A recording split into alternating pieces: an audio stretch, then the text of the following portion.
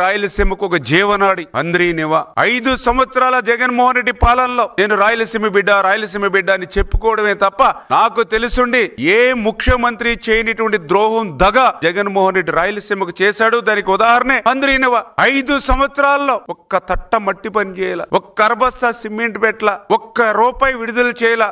ఆఖరికి 5 సంవత్సరాల్లో వాడుకున్నటువంటి కరెంటు మోటార్ల బిల్లులు కూడా ఎగ్గొట్టి వెళ్ళిపోయినటువంటి పరిస్థితి గత పాలనలో జగన్మోహన్ రెడ్డిది. కానీ ఈ కూటమి ప్రభుత్వం అధికారంలోకి వచ్చినటువంటి మొదటి సంవత్సరంలోనే హంద్రీనివాకు 3,860 కోట్ల రూపాయలు ఈరోజు హంద్రీనివాకు వెచ్చించి హంద్రీనివా పనులు 5 సంవత్సరాల్లో మీరు చేయలేనిటువంటి పనిని ఒక్క సంవత్సరంలోనే చేసి చూపించి 738వ కిలోమీటర్ వరకు కూడా కృష్ణా జలాలను హంద్రీనివా ద్వారా తీసుకెళ్లి ఈవేళ చెరువులన్నీ కూడా రాయలసీమలో జలాశయాలన్నీ కూడా జలకలతో ఉట్టిపడుతూ ఉంటే చంద్రబాబు నాయుడు గారి యొక్క పట్టుదల కృషి అది మొదటి సంవత్సర పరిపాలనలోనే మనందరం కూడా చూస్తున్నటువంటి విషయం అనేటువంటి విషయాన్ని కూడా ఈ సందర్భంగా తెలియజేసుకుంటూ ఉన్నా.